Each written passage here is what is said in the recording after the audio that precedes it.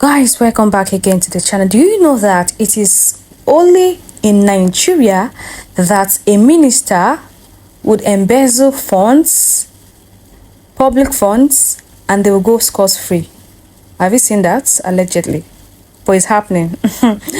But something happened in Ghana of recent. I'm going to be sharing those videos with you. I'm going to be sharing videos of Nigerians, notorious, in fact, international thieves, ministers of Nigeria, the Lamborghini ministers of Nigeria, what they did with Nigerian funds. Like, when you see this video, it's going to shock you. When I saw the video of the Ghana minister that was diverting the finance of Ghana, I think visa or passport fees of Ghanaians to his own private funds, and the government of Ghana did something about it.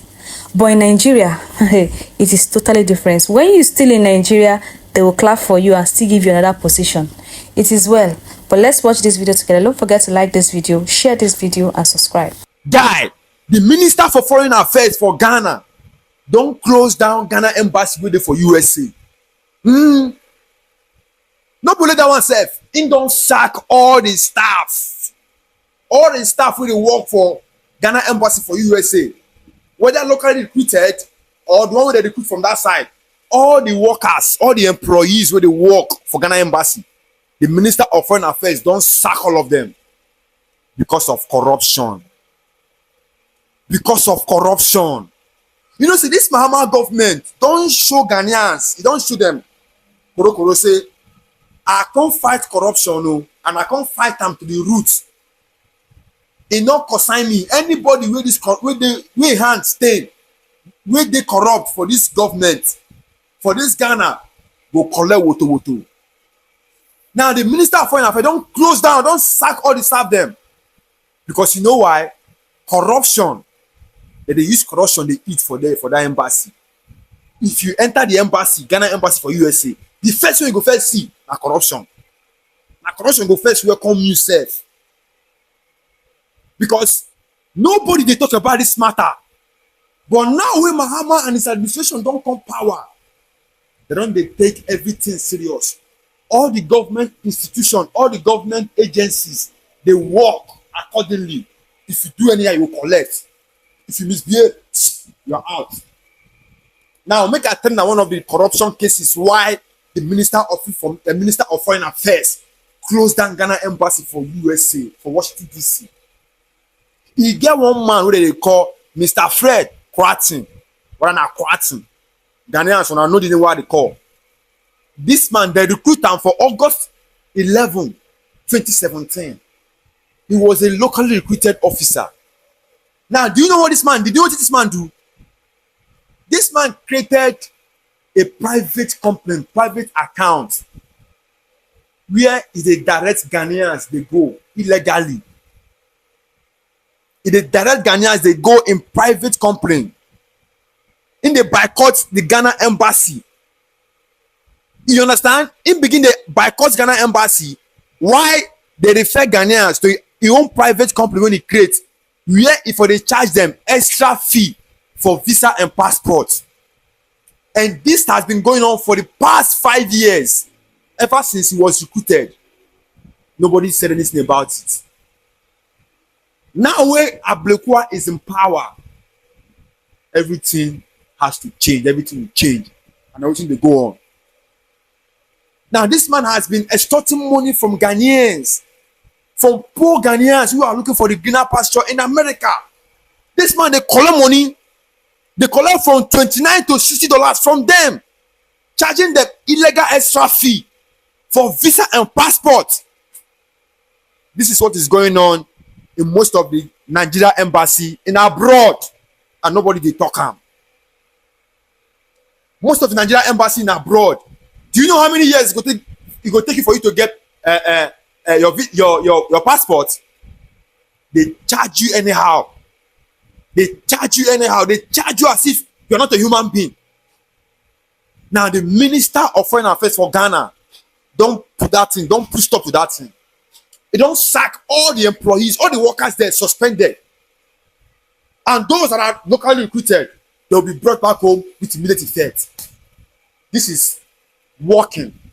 This is how you show working. You see, these are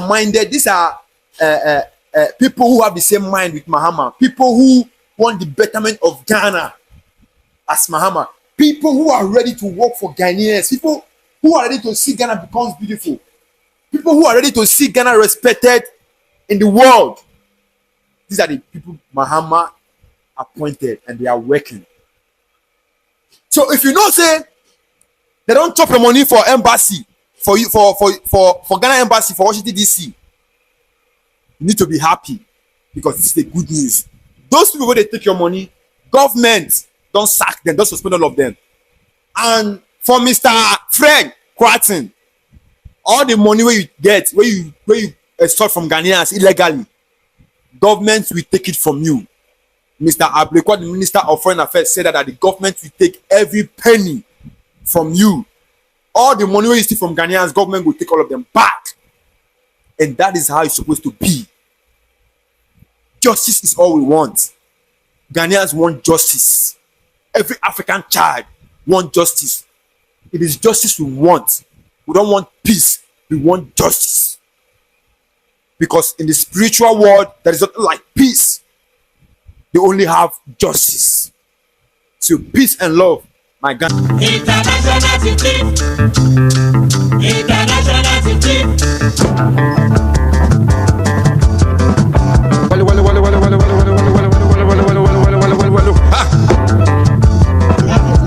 Nigeria's undisputed queen of corruption, Diezani.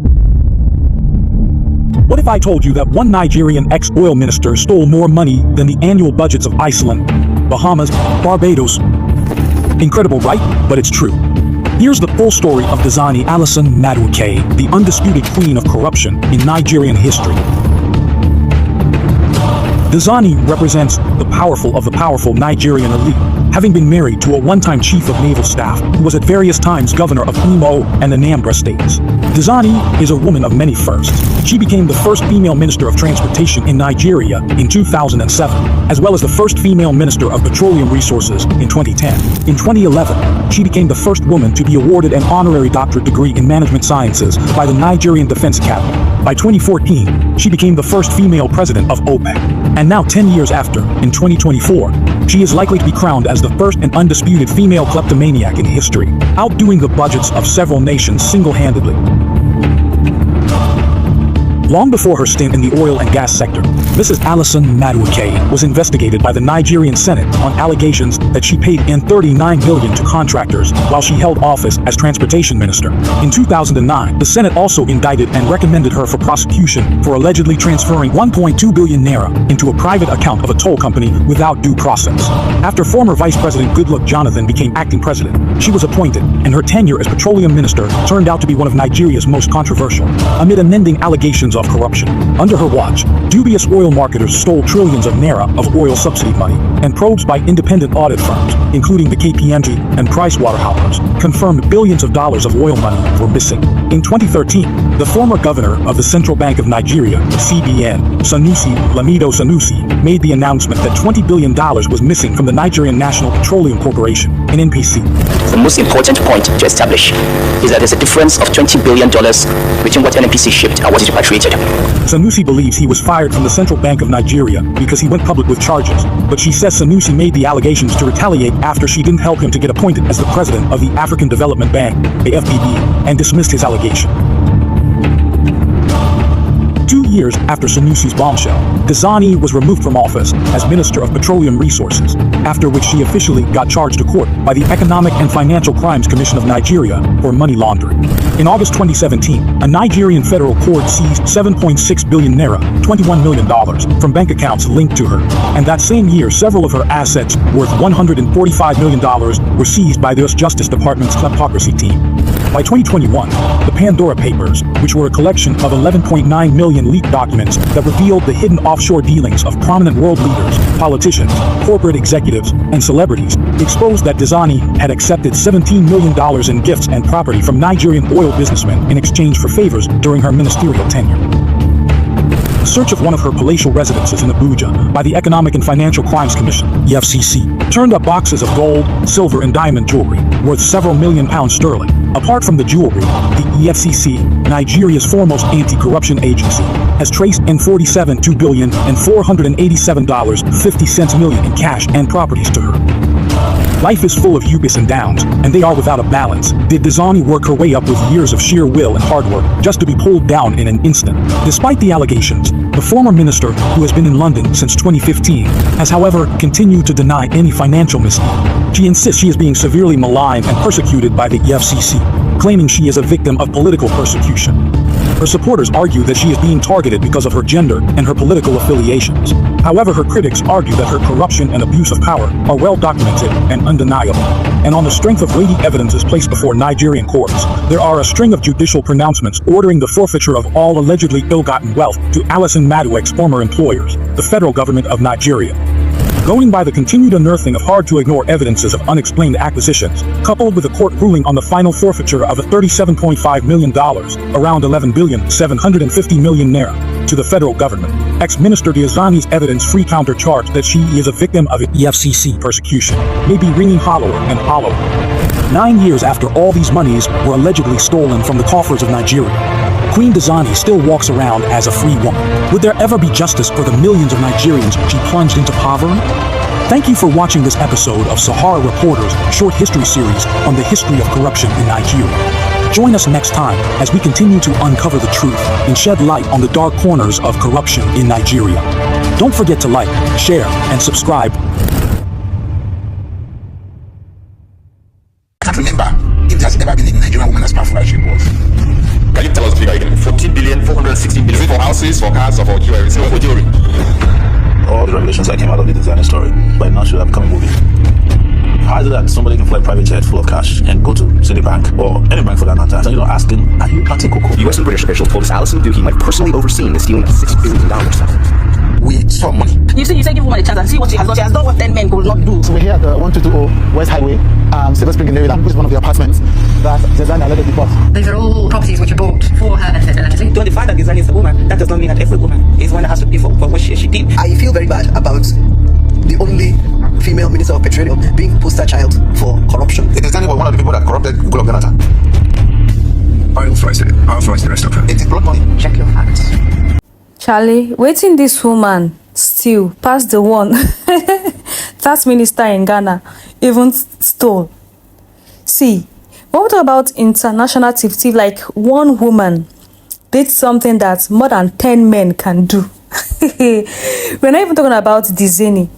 This woman, minister of petroleum, she was a former minister of petroleum in Nigeria, but this woman carry like her gold, her jewelry alone was worth $14 million.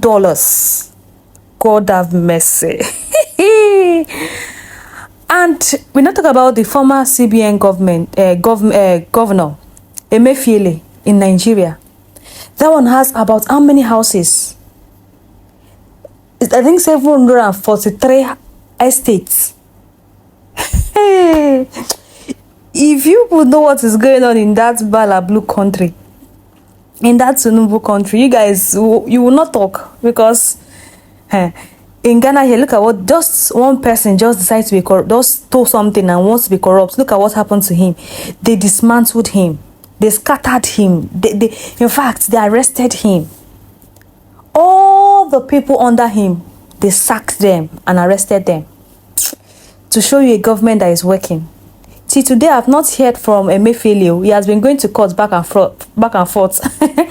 Diezani, what was her name? She has been going to court back. Nobody has heard from them. In the next years to come now, you see them coming out to contest for election, and people will still vote for them, and they will start from where they stopped.